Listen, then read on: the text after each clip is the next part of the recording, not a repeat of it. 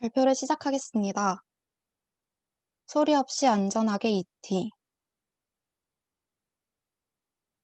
안녕하십니까. 환경대학교 창의적 공학 설계 일석삼조의 발표를 시작하겠습니다. 저는 첫 번째 발표를 맡은 권혜순입니다. 발표 주제는 Electric Transportation, 약자는 ET, 즉 전기 운송 수단으로 저희는 이것의 저소음이라는 특징이 야기할 수 있는 잠재적 위험 상황을 해결하는 것을 목표로 하며 영화 ET를 참고한 최종 결과물을 구현해 내기까지의 과정을 소개하고자 합니다. 다음은 목차입니다. 5개의 챕터로 나누어 이넥트 1단계에서 5단계까지의 활동 내용과 아이디어 구현 과정을 보여드릴 예정입니다. 챕터 1, 이넥트 1단계. 첫 번째로 쟁점 발견입니다. 조원들과 과학기술 관련 사회 쟁점에는 무엇이 있을지 의견을 나눈 끝에 저희는 전기 운송 수단의 안전성 문제를 쟁점으로 선정했습니다. 관련 사례를 조사하던 중 너무 조용하면 위험, 하이브리드차 사고 위험 높다 등 전기 운송 수단의 저소음을 문제로 인식하게 되었습니다. 두 번째로 관련 기술입니다. 전기 운송 수단에는 대표적으로 전동 킥보드와 전기 자전거, 전기 자동차가 있습니다.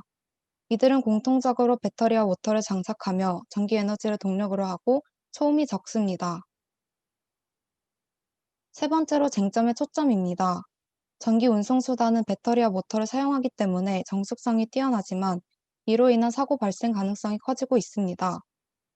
보행자가 차량의 접근을 인지하기 어려운 것과 더불어 시청각 장애인의 안전을 위협하기에 전기 운송 수단의 저소음을 문제 해결에 초점으로 두었습니다. 마지막으로 쟁점 해결 이유입니다. 점점 보편화되고 있는 전기 운송 수단에 저소음으로부터 보행자와 탑승자의 안전을 보호하기 위해 전기 운송 수단의 소음 관련 안전성 문제를 해결하고자 합니다. 챕터 2, 이넥트 2단계와 3단계. 첫 번째로 쟁점 관련 토론입니다. 소음 관련 안전성을 고려할 때 전기 운송 수단을 개발해야 하는가를 주제로 진행한 토론에서 당장의 소음 관련 안전성 문제가 미래 사회에 영향을 준다는 등의 이유로 개발을 찬성하는 입장이 있는 반면 전기 운송 수단에도 소음을 장착하면 도로 근처 입주민들의 피해가 더 커진다는 등의 이유로 개발을 반대하는 입장이 있었습니다. 두 번째로 이해관계도입니다. 전기 운송 수단을 주제로 이해관계도를 그려보았고 인간, 환경, 문화, 정부, 제조 공장을 주요 이해관계자로 찾았습니다. 세 번째로 퓨처스 휠입니다. 전기 운송 수단의 저소음으로 인한 사고 발생 가능성 증가를 주제로 수레바퀴를 점점 확장해 가며 퓨처스 휠을 작성해 보았습니다. 마지막으로 바람직한 미래 사회 구현입니다. 앞서 작성한 퓨처스 휠을 통해 바람직한 미래 사회 모습을 예측해 보며 플래시 착용 의무화, 공보험 발생 장치 장착 의무화, 소음 문제 감소 등 바람직한 미래 사회 구현에 대해 조원들과 논의하였습니다. 챕터 3, 이넥트 4단계. 첫 번째로 문제 구체화입니다. 쟁점 중 가장 시급하게 해결해야 할 문제가 무엇인지 조원들과의 논의를 통해 벌이 단계에 따른 통합적인 감각 경고를 통한 전기 운송 수단의 저소음 문제를 어떻게 해결할 것인가로 구체화하였습니다. 두 번째로 대상 선정입니다.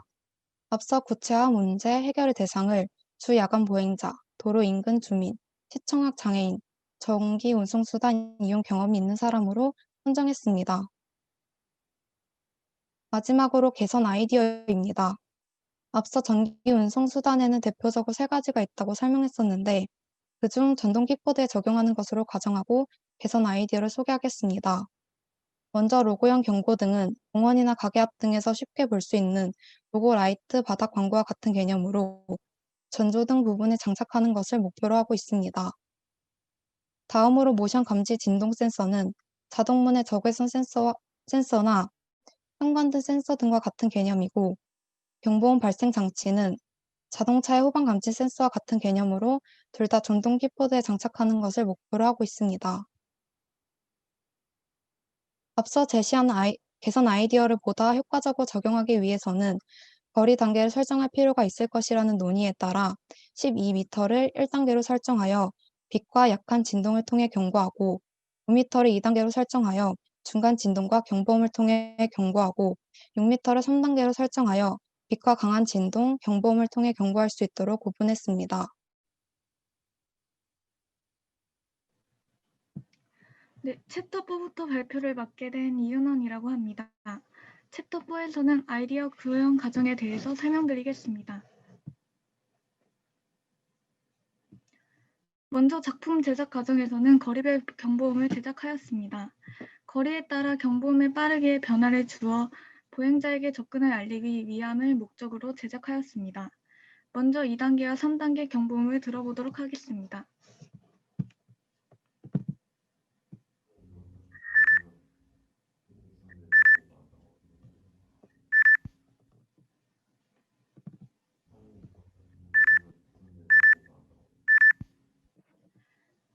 들으신 것처럼 거리가 9m인 2단계에서는 중간 빠르게 경보음이 발생하며 거리가 더 가까워져 안전에 위협이 될 수 있는 6m 거리인 3단계에서는 상대적으로 빠른 속도의 경보음이 발생하도록 하였습니다. 다음으로 경고 진동 패턴을 제작하였습니다. 탑승자가 보행자가 오고 있음을 자각하지 못해 사고가 발생하는 것을 막기 위해 제작하였습니다. 먼저 강한 진동과 약한 진동을 들어보겠습니다.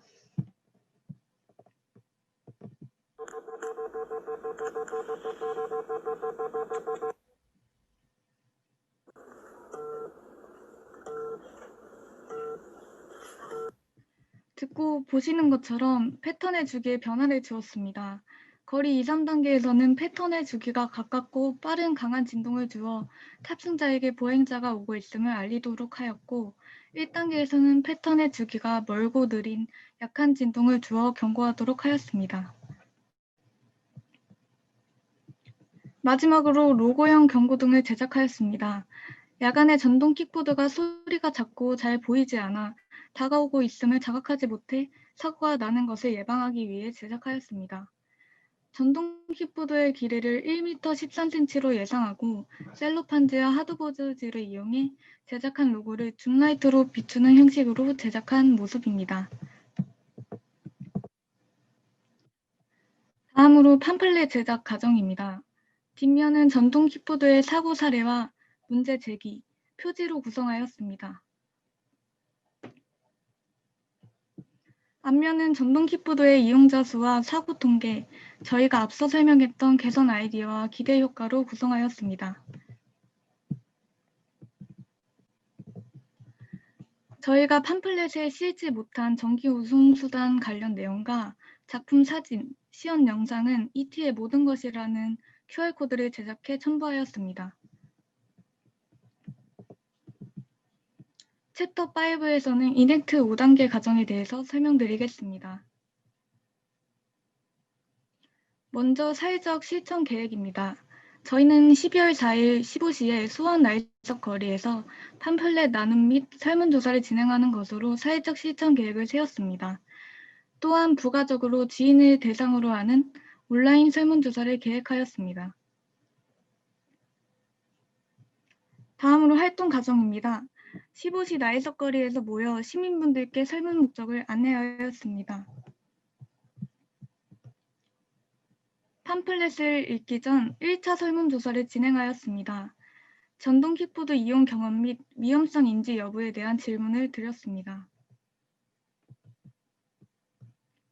그 후 시민분들께 팜플렛을 보여드리며 소개하였습니다.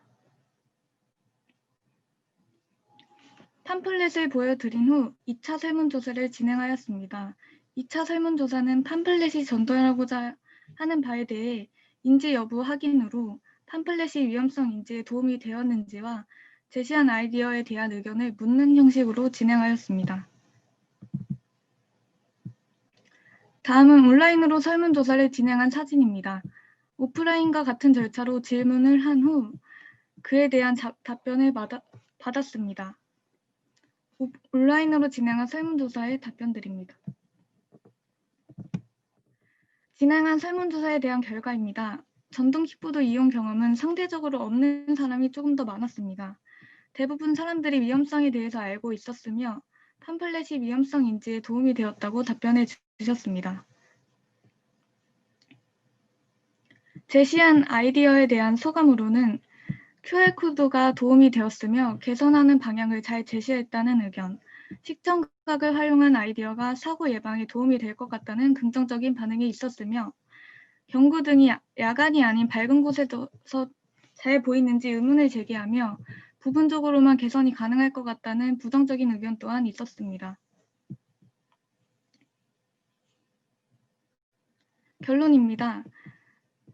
최종 결과물로는 로고형 경고등을 제작하였습니다. 또한 팜플렛을 제작하였습니다. 이로 인한 기대 효과로는 야간에 거리 파악이 쉬워져 안전의 위협을 방지할 수 있으며 교통사고 발생 가능성을 감소시키는 효과를 기대할 수 있다는 것입니다. 이상으로 발표를 마치겠습니다. 감사합니다. 네, 3조 전동 킥보드와 관련해서 굉장히 다양한 방식으로 이 문제를 저소음이라는 문제를 해결해 나가는 방안을 굉장히 다양하게 마련을 해주신 것 같아요. 혹시 이것과 관련해서 질문이 있으시거나 아니면 코멘트가 있으신 분들은 간단하게 얘기해 주시면 굉장히 도움이 될 것 같은데요. 너무 잘 들었어요. 너무 재밌게 잘 들었고요. 그 전동 킥보드에서 그런 문제를 잡아냈고 그 문제를 해결하기 위해서 이넥트 모형에 따라서 잘 수행한 그런 결과물이라고 생각을 합니다. 그냥 궁금한 점은 이제 그런 아이디어들을 내서 그거에 대한 실제로 사용자들에게 그 아이디어에 대한 이야기를 듣는 거는 굉장히 중요한 과정일 것 같아요.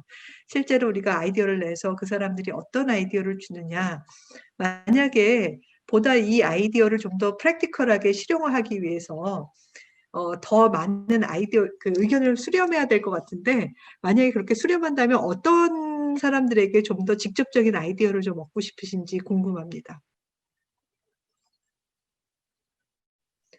더 구체화하기 위해서, 아이디어를 구체화하기 위해서 우리가 좀 더 의견을 들을 수 있는 그런 부분, 사람들, 누가 있을까요?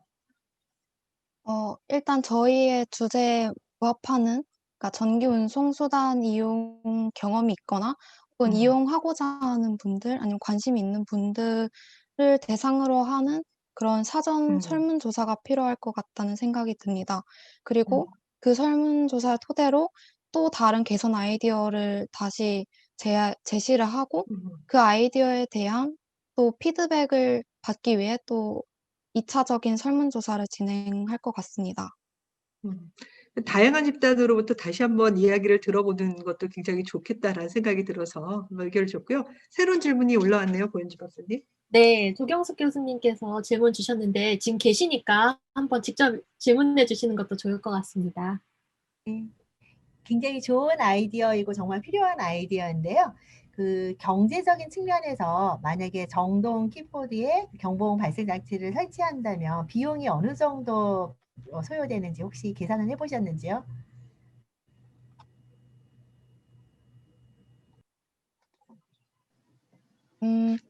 일단 비용적인 측면에서는 아직 준비가 되어 있지 않습니다. 일단 개선 아이디어를 실현할 수 있는 것부터가 저희는 가장 큰 의문이기 때문에 아직 비용적인 부분에 대한 준비는 부족한 것 같습니다. 네, 잘 알겠습니다. 고맙습니다. 지금 말씀해 주신 것처럼 아마 그런 것들을 다 해서 뭐 실제로 실현 가능성이 있는지, 그래서 너무 비싸지는 않은지, 아니면 실제로 이게 효과가 있을지 한번 시제품을 만들어 보는 것도 굉장히 의미 있지 않을까? 저는 이제 개인적으로 전동 킥보드를 타봤는데 타는 사람으로서도 무섭지만 보행자로서도 굉장히 무서웠던 경험이 있습니다. 그래서 이현주 교수님 코멘트를 같이 합쳐보면은 여러 가지 정말 타는 사람도 있겠지만 보행자나 아니면 실제로 자동차를 운전하는 사람들한테도 어떻게 이게 효과적일 수 있는지도 한번 나아간다 그러면 더 좋은 프로젝트가 더 발전될 수 있지 않을까라는 생각이 들었습니다. 좋은 발표 잘 들었습니다. 3조 마무리하도록 하겠습니다.